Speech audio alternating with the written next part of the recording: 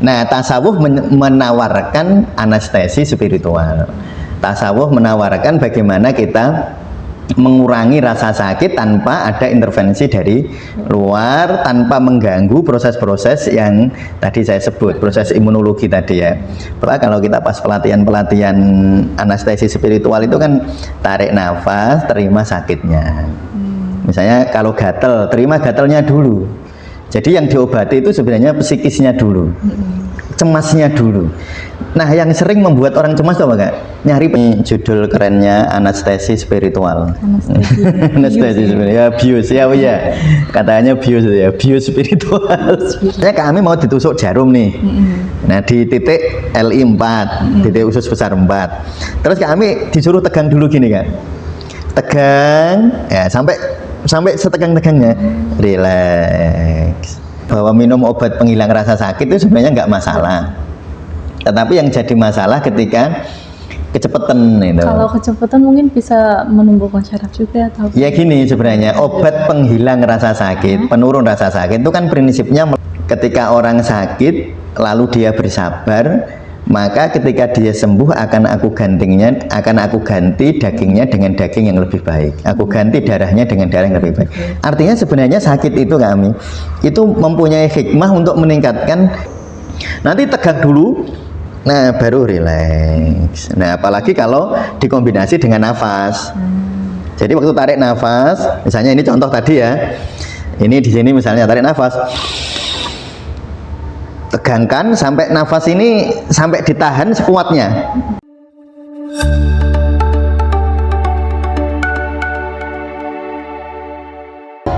Assalamualaikum warahmatullahi wabarakatuh. Waalaikumsalam warahmatullahi wabarakatuh. Salam bahagia untuk kita semua.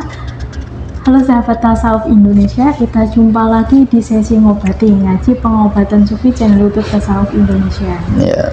Oke, untuk hari ini kita akan membahas tentang yang berkaitan dengan sakit. Untuk lebih lanjutnya itu seperti apa akan kita bahas bersama Abah Mustamir. Yeah. Oke, Abah, untuk hari ini kita akan membahas tentang apa? Ya, ini judul kerennya anestesi spiritual. Anestesi. Anestesi spiritual. Ya, bius ya, ya. Katanya bius ya, bius spiritual. Spiritual anestesi. Iya. Kenapa ini penting ya? Karena begini ya, yang sering mengganggu kehidupan manusia, membatasi gerakan manusia, membatasi aktivitas kan rasa sakit ya kan. Misalnya orang kakinya sakit, ya tentu lalu gerakannya terbatas secara fisik ya. Sebenarnya sama loh kami, ketika orang itu pikirannya sakit, dia akan terbatas, fungsi pikirannya terbatas. Kalau orang emosinya sakit atau perasaannya sakit, ya pada akhirnya perasaannya terbatas juga. Jadi rasa sakit itu sebenarnya kan membatasi gerak atau kerja dari sebuah sistem. Ya, kalau sistem sakit dia tidak bisa melakukan aktivitas sebagaimana yang seharusnya. Nah, sehingga sangat penting sebenarnya kalau dalam bidang fisik kita sering mengenal obat penghilang rasa sakit. Tapi ya itu sering beresiko. Ya tentu itu tidak salah ya, misalnya ada orang sakit terus minum misalnya panas ya, minum penurun panas. Itu sebenarnya kalau disebut salah itu tidak. Tetapi yang disebut salah kecepatan, nah itu salah. Jadi terlalu cepat minum obat penghilang rasa sakit itu yang kurang tepat. Ya kalau salah terus sih enggak. Memang kadang-kadang diperlukan, ya kadang-kadang diperlukan pada kasus-kasus tertentu. Nah sehingga sebenarnya kami ada pilihan yang lebih baik sebelum menggunakan upaya-upaya seperti obat penghilang rasa sakit itu. Karena kita itu di dalam tubuh kita itu sebenarnya ada namanya endorfin. Hormon. Ya, kayak hormon ya, hormon kalau dia tinggi kekebalan rasa sakitnya menurun. Jadi itu kayak penghilang rasa sakit. Kayak morfin gitu. Nah, tapi ini kan dihasilkan oleh tubuh sendiri, dan kalau dihasilkan oleh tubuh sendiri dan dalam distimulus dengan cara-cara yang lebih alamiah, ya jelas tidak bahaya gitu. Jadi itu gini ya, sekali lagi saya ingin mengulang bahwa minum obat penghilang rasa sakit itu sebenarnya nggak masalah. Tetapi yang jadi masalah ketika kecepatan itu. Kalau kecepatan mungkin bisa menumbuhkan syaraf juga atau Ya gini sebenarnya, obat penghilang rasa sakit, penurun rasa sakit itu kan prinsipnya melemahkan saraf. Sehingga sarafnya nggak sensitif gitu kan. Misalnya contoh obat gatel. Gatel itu kan hipersensitif gitu. Nah dikasih obat biar nggak sensitif. Berarti menekan fungsi saraf. Sama obat penghilang nyeri itu misalnya ada orang nyeri, dikasih penekan saraf biar tidak merasa nyeri. Jadi itu digarisbawahi ya, biar tidak merasa nyeri, bukan sembuh sakitnya. Misalnya ada luka, itu ketika seseorang diberi obat penghilang nyeri, itu bukan menyembuhkan luka, itu mengurangi nyerinya. Jadi gejalanya yang dikurangi. Ya, gejalanya yang dikurangi. Padahal sebenarnya nyeri itu alarm. Fungsi utamanya alarm. Oh, kamu ada luka, makanya lalu tubuh memberi rasa nyeri agar kita berhenti. Itu seperti ini kami ya. Misalnya kami tidur lalu kepengen bangun pakai alarm. Nah, ketika alarm bunyi, kan itu ketika alarm bunyi sebenarnya kan memberitahu kami saatnya bangun. Tetapi yang disalahkan alarmnya. Jadi alarmnya HP-nya yang dimatiin, alarmnya yang dimatikan. Padahal fungsinya kan tadi untuk membangunkan kan. Berarti nanti kami kan malah nggak bangun. Karena yang disalahkan alarmnya gitu. Nah, itu yang makanya yang kecepatan salah itu begitu ya. Tentu alarmnya lalu berfungsi mengganggu sekali, malah justru mengganggu, memang alarmnya sebaiknya memang harus dimatikan. Tetapi kalau itu kecepatan, ya itu beresiko. Pertama itu ya Kak ya. Lalu yang kedua, ketika alarm sakit itu terlalu cepat dihentikan, maka proses proses imunologi atau proses recovery di dalam tubuhnya terganggu, malah terhambat gitu. Yang seharusnya mungkin kami pernah dengar ya, Allah itu di dalam hadis qudsi ya, ketika orang sakit lalu dia bersabar, maka ketika dia sembuh akan aku ganti dagingnya dengan daging yang lebih baik, aku ganti darahnya dengan darah yang lebih baik. Artinya sebenarnya sakit itu kami itu mempunyai hikmah untuk meningkatkan kemampuan tubuh untuk merecovery dirinya sendiri, latihan gitu ya, kayak riyadhah. Sebenarnya begitu fungsinya, termasuk demam. Demam itu kan alarm bahwa sedang terjadi peperangan antara sistem kekebalan tubuh dengan penyebab penyakit dari luar, misalnya angin atau virus atau bakteri.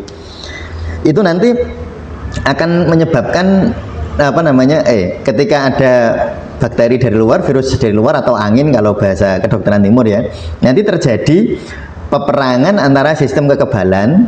Nanti di kekebalan timur, di kedokteran timur ada juga nggak gitu fungsi terminologi kayak gitu. Nah terjadi peperangan ya.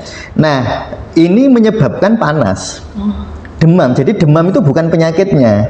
Demam itu tanda bahwa di dalam tubuh sedang terjadi peperangan antara sistem kekebalan dengan virus atau bakteri atau angin tadi.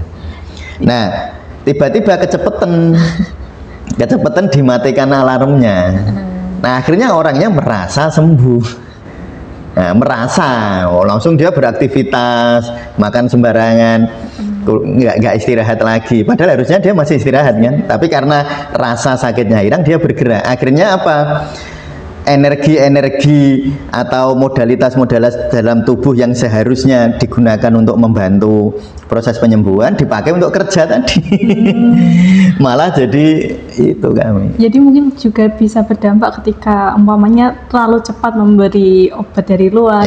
Bisa juga nanti mungkin ketika harusnya dosis 1 itu udah cukup, jadi meningkat jadi 2 untuk menghasilkan efek yang sama. Iya, nanti memang begitu.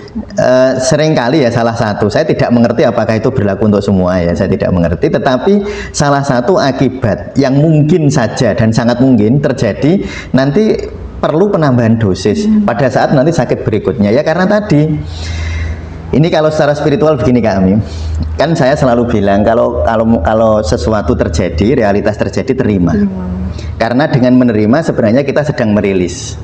sedang melepasnya. Tetapi pada saat kita menekan atau lari, kan itu sakit, terus ditekan dengan obat penghilang rasa sakit. Dia nggak lari, cuma ngumpet aja. Nanti akhirnya ketika ada sakit baru, ada sakit, tadi sakitnya A misalnya ya, lalu ada sakit B, nanti sakitnya jadi A plus B. Karena yang A tadi belum bebas. Oh iya, yang A-nya kan masih di dalam. Nah, ada B datang, berarti sakitnya B plus A. Dosisnya harus nambah lagi. Akhirnya dulu tuh ya nyon sewu ya, saya minum penghilang rasa sakit tuh cuma satu pil sehari sudah cukup. Sekarang kok harus nambah jadi 2, sekarang jadi 3. Wah, sekarang ngono cara wong Jawa iku ora konjat. Ora konjat itu wis dikasih obat penghilang rasa sakit ya tetap sakit. Ya itu sudah capek, harusnya sudah nggak mau lagi. Akhirnya tubuh jadi tidak bersilaturahmi dengan kita kan. Jadi dialog kita dengan tubuh yang seharusnya itu terjadi. Dialog itu maksudnya tubuh itu kalau terjadi sesuatu tubuh masih mau beradaptasi, itu namanya ada dialog. Tapi kalau enggak, karena terlalu cepat dan terlalu banyak terlalu cepat dan terlalu banyak, maka akan berisiko.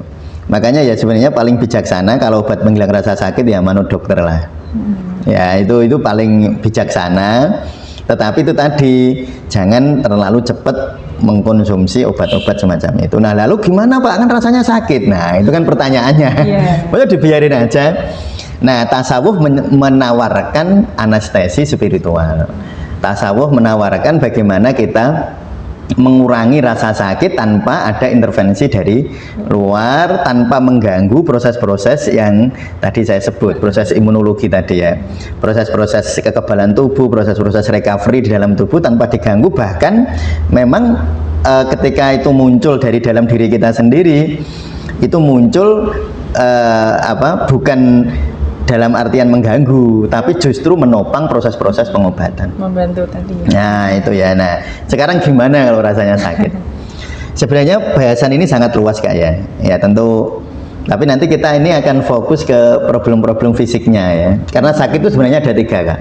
Ada 3? Ya, sakit di tubuh. Nah kita sudah sering ya, kayak pilek, kayak kepala pusing, bau kenceng, boyok nyeri, lutut nyeri ya. Itu sakit fisik namanya. Yang kedua, sakit pikiran.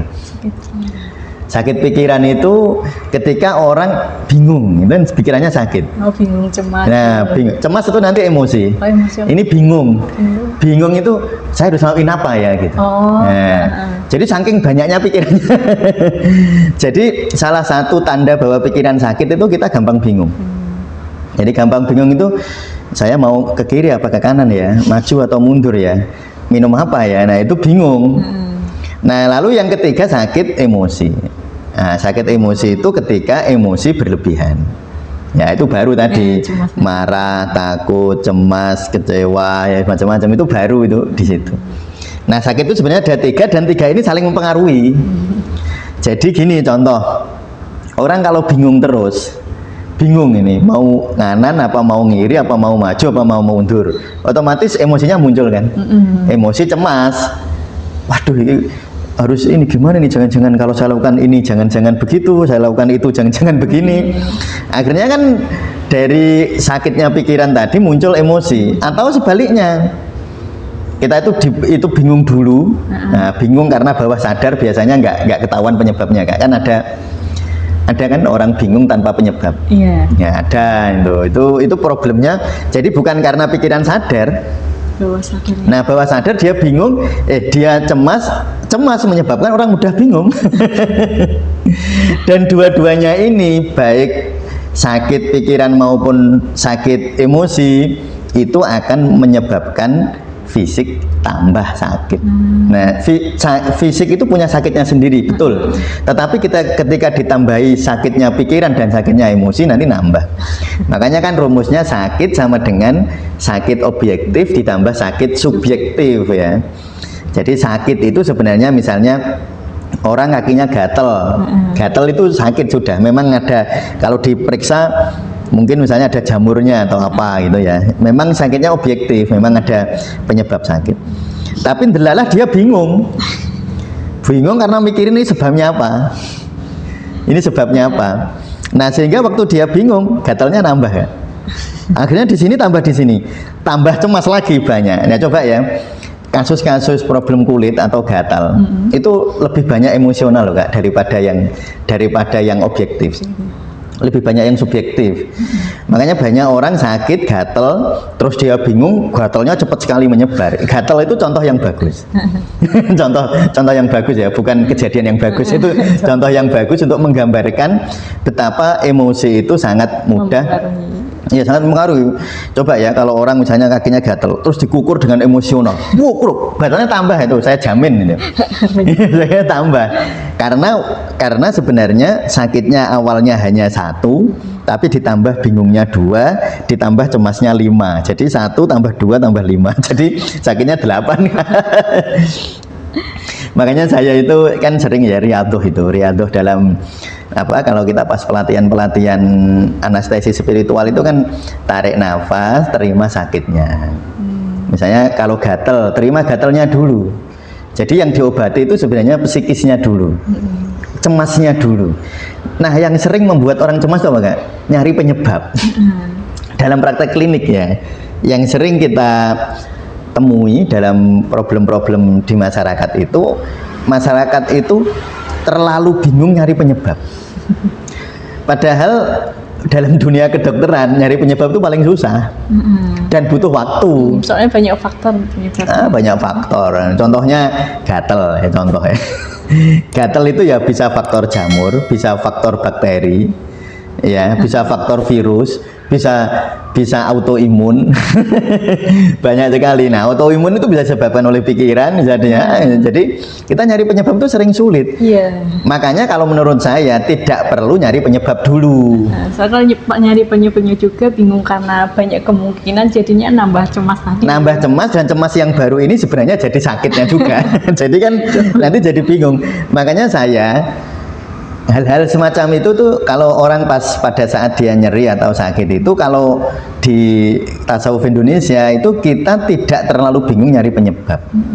Yang lebih penting adalah bagaimana noto batin itu dulu. Jadi bagaimana kita menata batin, menata pikiran, menata perasaan dulu. Nah nanti setelah itu ya nyari penyebab. Tapi ketika nyari penyebab nggak bingung lagi. Bahkan kadang-kadang gini Kak Ami, sebenarnya kalau dirunut-runut, ya kalau kita ini dirunut-runut, hampir semua sakit, nah teman-teman bisa lihat di podcast tentang psikosomatis ya, ya kan ada podcast yang dulu itu hampir semua sakit hubungan dengan pikiran, hubungannya dengan perasaan, hubungan dengan sesuatu yang bersifat lebih subjektif daripada yang objektif itu. Maka seringkali kalau orang itu sudah menerima, ya sudah rileks, seringkali sakitnya jadi sembuh. Seringkali, saya nggak mengatakan semua ya, tapi seringkali begitu. Jadi teringat salah satu contoh juga mungkin ketika disuntik jarum suntik, ada yang udah takut duluan, kadang takutnya makin tambah, ya tambah histeris. Ada yang pas disuntik biasa juga karena nggak terlalu takut. Iya, jadi contoh kayak tadi misalnya orang disuntik itu kan memang tentu saja disuntik itu ada sakit objektif, ya kan tentu saja kan ditusuk. Tetapi kalau orang sudah takut duluan, sakitnya nambah. Nggak ada sampai jerit-jerit. Ya sampai jerit, coba enggak gitu langsung wah kayak gitu. Coba kalau relaksasi dulu, dikendorkan dulu ininya. Ini contoh ya, ini contoh sederhana, namanya relaksasi progresif. Mungkin teman-teman tahu ya. Misalnya kami mau ditusuk jarum nih, nah di titik LI 4, titik usus besar 4. Terus kami disuruh tegang dulu gini Kak. Tegang, ya sampai setegang-tegangnya, relax. Nah nanti baru bisa relax, karena orang itu kadang-kadang suruh relax itu bingung loh Kak. Benar. Iya, gimana sih relax? Contoh ya, ini contoh, ini belum masuk ke spiritualnya, belum masuk, tapi ini ke psikologis dulu ya. Orang itu sering bingung merasakan relax itu gimana. Makanya diajari dulu rasanya tegang Kak. Biar bisa merasakan. Iya, jadi orang itu baru bisa ngerasa enake diem kalau dia bergerak, ya enggak? Kalau orang diem terus disuruh diem ya nggak ada rasa enaknya, memang dia diem terus ya. Tapi kalau orang itu bergerak terus ya tiba-tiba diem, kayak rasanya enak. Makanya sebenarnya tawakal itu baru bisa dirasakan nikmatnya oleh orang yang sudah berikhtiar. Kalau orang dari awal males-malesan, gak iso nggak bisa merasakan nikmatnya tawakal, nggak bisa. Jadi untuk bertawakal memang orang itu harus ikhtiar biar tahu rasanya. Nah, kalau dalam soal fisik itu disebut relaksasi progresif. Nah, ditegangkan dulu. Jadi misalnya gini, ini contoh ya. Misalnya ini di sini rasanya cenut-cenut nih, di wajah atau wajah semuanya lah. Nah, ditegangkan dulu. Nah, tegang dulu biar tahu rasanya tegang. Oh, tegang itu gitu. Karena biasanya tegang itu kalau sudah kronis lama dia nggak merasa, Kak. Tanpa disadari. Tapi orang lain lihat, orang kok gini terus, kan gitu. Ya berkerut. Nanti tegang dulu.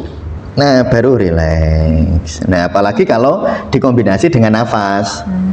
Jadi waktu tarik nafas, misalnya ini contoh tadi ya. Ini di sini misalnya tarik nafas. Tegangkan sampai nafas ini sampai ditahan sekuatnya. Misalnya 10 detik ya nahnya. Terus lepas. Loh, rasanya ketok naik rileks. Kalau tadi nggak bisa ngerasa rileks karena belum ditegangkan. Jadi perlu orang diajari mengenali ketegangan, baru dia bisa mengenali relaksasi. Itu prinsip dasar dari relaksasi progresif sebenarnya. Jadi itu sangat bagus secara ya. Sebenarnya ada 14 kurang lebih ya, 14 gerakan relaksasi progresif yang itu nanti menjadi awal sebelum masuk nilai-nilai sufinya, kan? Jadi itu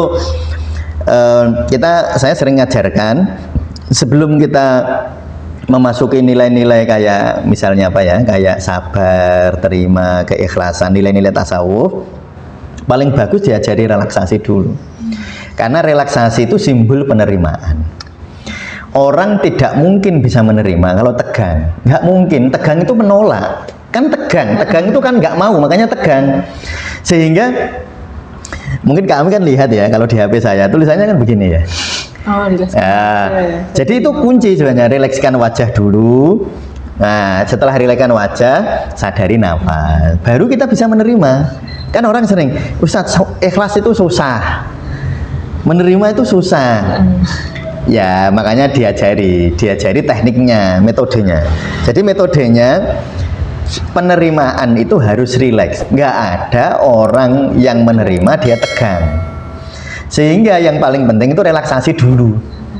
Yang paling penting relaksasi ya. Nah, nafas itu sangat membantu relaksasi. Ketika orang rileks tidak menolak, rasa sakitnya mesti berkurang. Ya mesti, contoh ya ini. Ini contoh, ini dua benda. Kalau ini ke sana, lalu dia menolak, ingin membuang ini, kan terjadi benturan. Dan energi benturannya besar. Kalau menurut hukum fisika kan besar. Ya. Jadi energi kinetiknya ini besar sekali ke sana, energi kinetiknya ke sini besar, lalu ketemu ledakan. Coba kalau dibandingkan ini aja yang bergerak, ya tetap sakit. Tetapi mesti nggak sesakit tadi, betul nggak? Kalau ini bergerak, lalu terjadi benturan, mesti terjadi ledakan energi, sakitnya lebih. Tapi kalau diterima, sakitnya kurang. Saya tidak mengatakan hilang, karena ada sakit objektif memang. Tetapi beda, sangat jauh, kan? Misalnya ini, semakin orang menolak, semakin besar rasa sakitnya. Itu otomatis, itu rumus ya. Semakin menolak, semakin besar rasa sakitnya. Contoh, ini 30 km per jam. Menolaknya 30 km per jam. Makanya energinya 30 tambah 30. Energinya ya. Sederhananya begitu. Nggak usah pakai rumus fisika yang rinci. Iya, itu kan ada hukumnya. Ini berarti 30 tambah 30. Karena berlawanan, kan ditambah.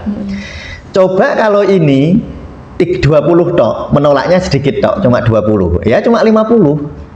Benturannya cuma 50. Tapi kalau ini 100, ini 30, 130. Rasanya jauh lebih ini. Coba kalau ini malah justru dia bisa mundur, kan? Wow, itu luar biasa malah. Itu kayak ilmu Tai Chi master. Tai Chi. Nah, Tai Chi ya, itu kayak ilmu gitu. Jadi ini kalau dia bergerak 30, ini diem, berarti hasilnya cuma 30. Tapi kalau ini mundur 10, ini 30, benturannya cuma 20 nggak malah.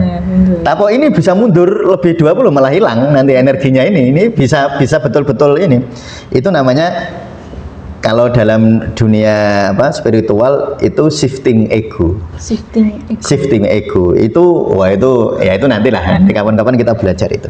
Nanti sebab kalau ini dilawan, yang lawan kan mesti ego. Nah, egonya mundur. Maksudnya ego mundur itu gini. Orang kan sering merasa aku menderita. Nah, ketika aku mengidentifikasi aku sebagai victim, sebagai korban, victim playing, penolakannya besar. Nah, nanti besar. Tapi kalau dia diubah, di shifting perasaannya itu, egonya, aku hamba Allah. Nah, itu nanti beda loh Kak rasanya. Rasanya beda, dan itu bisa dijelaskan secara nalar-nalar logis, itu bisa dijelaskan. Nah, jadi intinya ketika kita ini merasakan sakit itu terima dulu. Nah, coba pertanyaan lanjutannya, nerima itu gimana gitu. Nah, terus dibantu secara fisik, dituntun secara fisik. Kayak orang mau sholat misalnya, kenapa kok sholat harus pakai kata-kata usolli misalnya? Ini bagi ulama yang menyunahkan usolli loh ya. Kalau yang nggak menyunahkan usolli ini ya diabaikan saja ini. Karena kata-kata usolli menuntun hati. Jadi fisik menuntun hati, memang bisa begitu. Makanya kalau Rasulullah misalnya, kalau kamu marah berdiri, duduk, mengubah postur. Kalau duduk masih marah, tidur, mengubah postur, itu akan mengurangi kemarahannya. Sama ketika seseorang menerima tadi, maka rasa sakitnya akan berkurang. Cuma tadi ya pertanyaannya gimana kalau rasa mengurangi. Nah, dituntun secara fisik. Ya misalnya kalau pusing di sini misalnya ya, pusing di sini, biar bisa menerima itu rileks dulu. Nah, tapi kadang-kadang orang kan rileks gimana ya? Itu gimana sih rileks itu? Nah, biar tahu rileks disuruh ketegangan ini rupanya sudah saking biasanya, dia nggak bisa membayangkan rileks karena saking biasanya tegang. Makanya dia harus disuruh tegang. Nah, begini. Sampai jadi bau ini mendekati telinga. Nah, sampai gini. Nah, kalau perlu ditarik sama kan, baru lepas. Apalagi kalau dikombinasikan dengan nafas ya. Tarik nafas, lepas. Ya, nanti apalagi kalau itu nanti lalu dimasukin nilai-nilai tasawuf, ini nanti bisa shifting ke belakang malah. Wah, itu malah jadi luar biasa kalau itu. Itu yang membuat banyak ulama sufi ketika sakit zikirnya alhamdulillah. Itu karena dia shifting, karena dia menggeser ego. Iya, dari penderitaan jadi. Iya, jadi ya itu bisa begitu. Tapi riadohnya begitu sih. Ya kan, kita kan sering berhadapan, tidak langsung berhadapan. Yang kita hadapi kan banyak orang awam, ya termasuk kita ini mungkin awam lah itu. Tetapi bagaimana sih kita bisa meniru para khawas, para orang-orang khusus, bahkan bisa meniru khawasul khawas itu gimana? Yaitu riadohnya. Yaitu sederhananya begitu Kak ya. Jadi bagaimana anestesi spiritual itu sebenarnya menerima. Nah, cuma menerima itu tadi ada urut-urutannya secara fisik seperti tadi.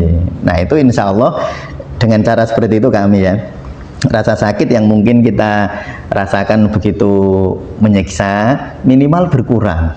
Dan saya yakin pasti itu pasti berkurang. Kalau hilang wallahu a'lam. Kalau hilang itu kita nggak mengerti karena ada sakit objektif.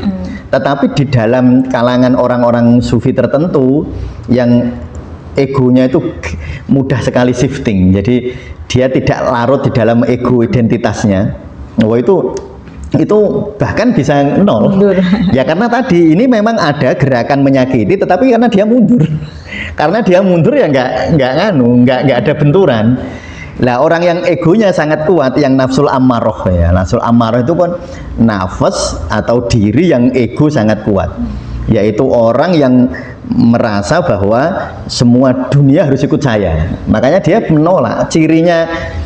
Cirinya orang di dalam nafsu amarah itu menolaknya lebih kuat daripada stimulus yang datang.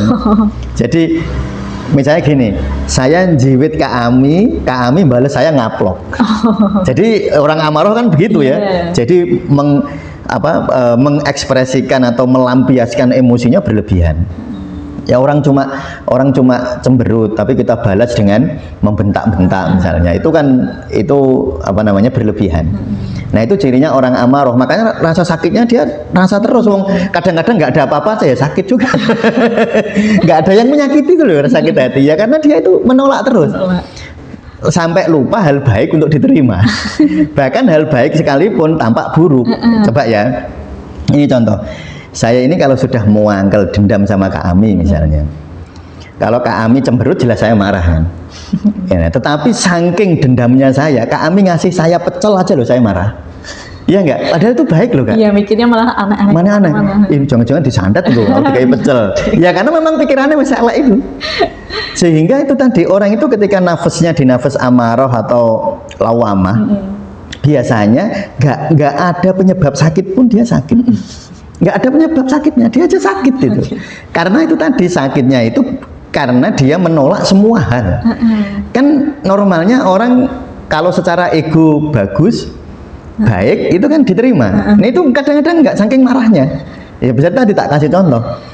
Nah kalau saya dendam sama Kak Ami, lalu Kak Ami menghina saya, jelas marah ya. Mudah dendam, dihina lagi.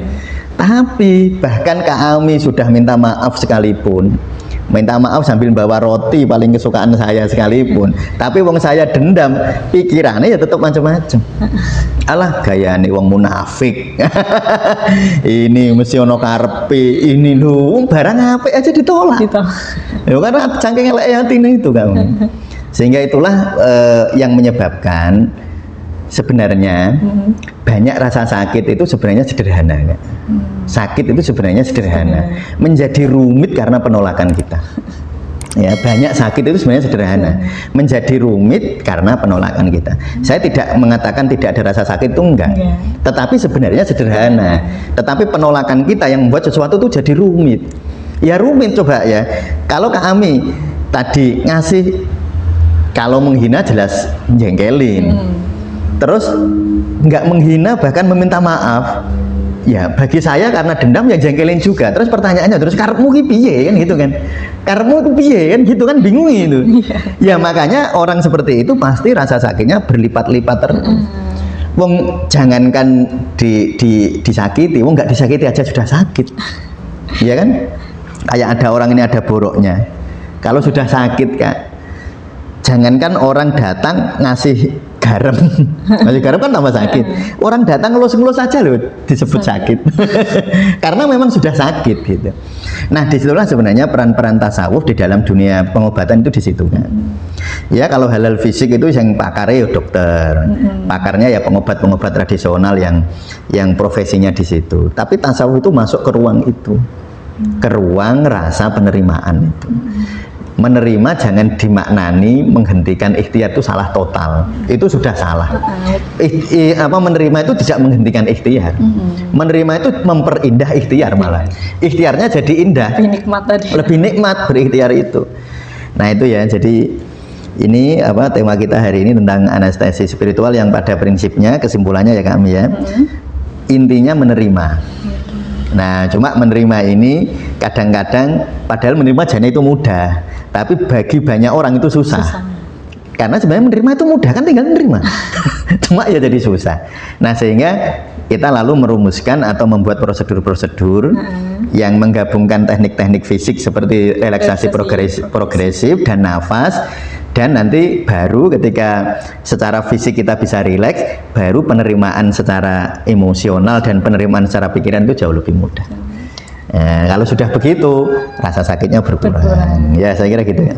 Oke, terima kasih Pak untuk hari ini. Jadi sebenarnya rasa sakit objektif itu ada, tapi yang memperparahnya itu ada rasa sakit tadi, ada rasa sakit pikiran sama juga emosi.